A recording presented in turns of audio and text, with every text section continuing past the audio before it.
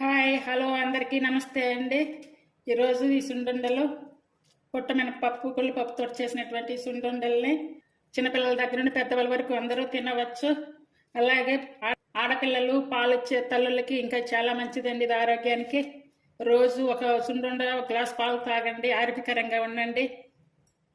మన ఆరోగ్యం మన చేతుల్లో ఉంటుంది. ఇవి ఎలా తయారు చేయాలి వీడియోలో చూపిస్తాను. ముందుగా 1/2 కిలో మినపప్పు తీసుకోవాలి, అంటే పొట్టు మినపప్పు. అలాగే గుళ్ళు పప్పు ఒక 1/2 కిలో తీసుకోవాలి. ఇప్పుడు ఈ రెండు కూడా వేయించుకోవాలి. స్టవ్ వెలిగించుకొని స్టవ్ మీద ఒక కడాయి పెట్టుకోవాలి. ఇప్పుడు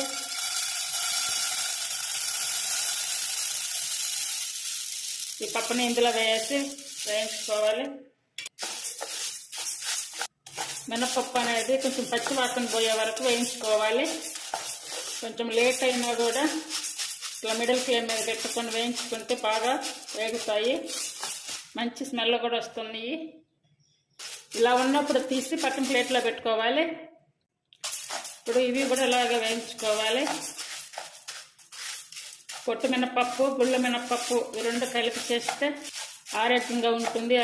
చూడండి, ఈ గుళ్ళ పప్పు అనేవి ఇలా వచ్చాక తీసుకుంటే సరిపోతుంది.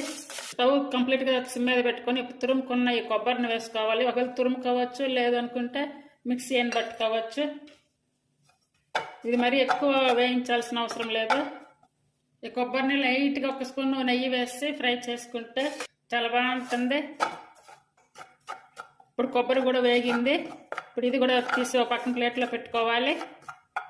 చూడండి, పొట్టు మినపప్పు గుళ్ళ మినపప్పు రెండు వేయించి ఇప్పుడు వీటిని చల్లార పెట్టుకోవాలి. బాగా చల్లగా అయ్యేది వరకు ఉంచండి. ఈలోపు బెల్లం అవన్నీ కూడా తయారు చేసుకోవాలి.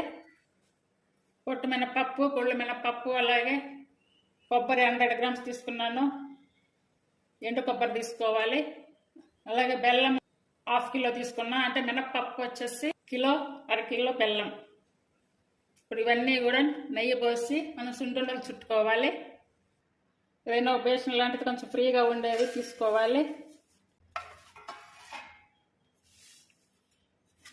కొబ్బరి, ఇప్పుడు బెల్లం వేసుకోవాలి. 1.5 స్పూన్ ఇలాచీ పౌడర్ వేసాను. ఇవన్నీ వేసుకున్నాక ఒకసారి మొత్తం బాగా మిక్స్ అయ్యేలా కలుపుకోవాలి.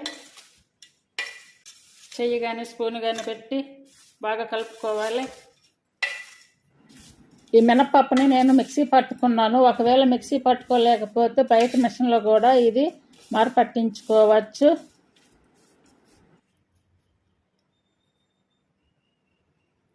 ఇప్పుడు ఈ నెయ్యి అనేది కొంచెం వేడిగా ఉన్నప్పుడే కనుక పోసుకుంటే బెల్లం కూడా కరుగుతుంది మనకి. అంటే కలుపుకుంటూ పోసుకోవాలి నెయ్యి. ఇది ఆవు నెయ్యి. ఇది ఇలా నెయ్యి పోసి ఇదంతా కూడా బాగా కలుపుకోవాలి. ఇది చిన్నపిల్లల దగ్గర నుండి పెద్దవాళ్ళ వరకు ప్రతి ఒక్కళ్ళు తినొచ్చండి. ఇది దీనివల్ల ఎలాంటి ప్రాబ్లమ్స్ ఉండవు, మంచిగా తినొచ్చు. ఆరోగ్యానికి కూడా చాలా మంచిది.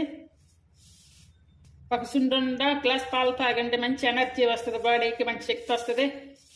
అందరూ ట్రై చేయండి. నడుముల నొప్పులు ఉన్న వాళ్ళు కూడా మంచిగా తినవచ్చు. ఇలా మొత్తం ఇలా సుండుండలు చుట్టు పెట్టుకోవాలి అన్నీ కూడా.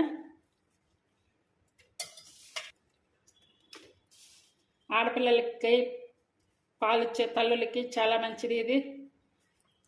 ప్లీజ్ నా ఛానల్ని లైక్ చేయండి, సబ్స్క్రైబ్ చేయండి. అలాగే మీకు తెలిసిన వారందరికి కూడా షేర్ చేయండి.